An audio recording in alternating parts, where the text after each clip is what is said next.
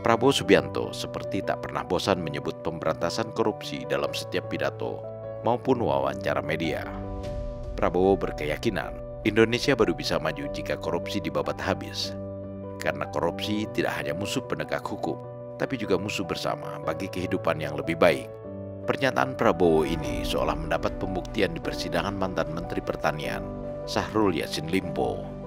Persidangan kasus korupsi yang masih berlangsung ini menggedor kesadaran publik bahwa korupsi sudah sedemikian mendarah daging. SYL tidak malu dan secara terbuka memeras lembaga yang dipimpinnya untuk semua aneka kepentingan, mulai dari urusan jabatan, ibadah, urusan perawatan kecantikan anak, untuk menyunat cucu, bahkan menggaji penyanyi dangdut 4,3 juta setiap bulan, meski sang penyanyi hanya masuk 2 kali ke kantor selama 1 tahun. Ada yang lebih tidak masuk akal lagi, pembelian durian Musangking untuk SYL dan keluarga. Kementan mengeluarkan uang ratusan juta setahun karena setiap bulan harus mengirim durian Musangking ke rumah dinas SYL, dan setiap pengiriman bisa mencapai 40 juta rupiah. 6 Agustus 2021 ya, durian 30 juta, 31 Agustus durian 27 juta, 30 November durian 18 juta. Terus ini saja di 2022 ada lagi durian 19 Oktober 2022 25 juta. Kenapa menjadi concern pertanyaan saya? Karena ini nilai yang banyak dan rutin. Itu seperti apa waktu itu ceritanya? Benar adanya ungkapan bahwa korupsi tidak pernah dilakukan sendiri, tapi berkelompok. Dan itulah yang dilakukan SYL bersama mantan Sekjen Kementan, Kasdi Subagiono, dan mantan Direktur Alat dan Mesin Kementerian Pertanian, Muhammad Hatta, yang melakukan korupsi secara berjenjang dan menekan bawahan untuk menuruti perintah dengan sanksi pencopotan jabatan. Fakta lain yang mengejutkan di persidangan adalah perilaku lancung Badan Pemeriksa Keuangan atau BPK yang memeras Kementerian Pertanian. Pemerasan ini terkait temuan BPK tentang kesalahan atau fraud pada program food estate yang ikut ditangani Kementan, agar laporan BPK menjadi wajar tanpa pengecualian atau WTP, yakni laporan yang menilai sebuah kementerian sudah berhasil mengelola program-programnya. BPK meminta Kementan membayar 12 miliar, namun Kementan hanya memberi 5 miliar rupiah.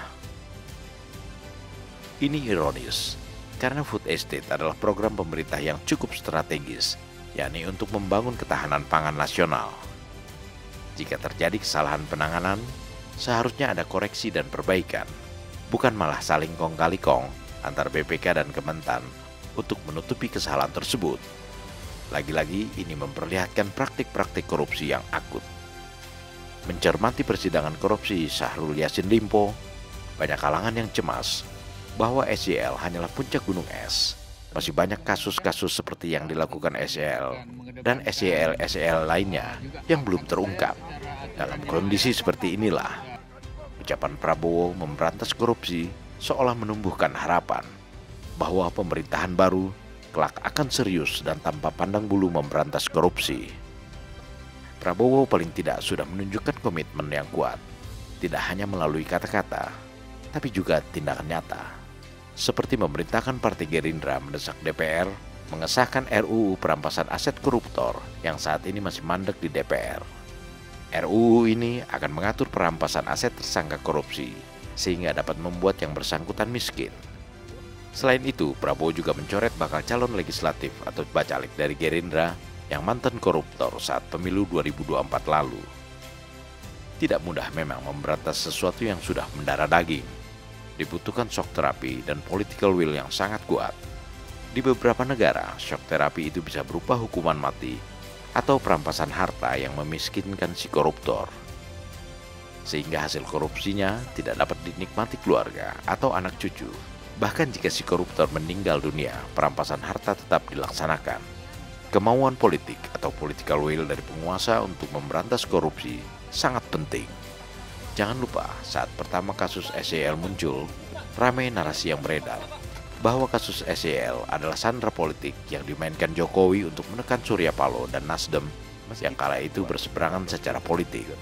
Tapi kini, persidangan membuktikan kasus SYL tidak ada hubungannya dengan sandra-menyandra politik. Perilaku korup SYL bukan hanya menguntungkan pribadi dan kroninya, tapi bisa membuat lumpuh sebuah kementerian yang vital bagi masyarakat. Dan inilah tantangan berat yang secara sadar akan dihadapi oleh Prabowo sebagai orang nomor 1 di Republik ini.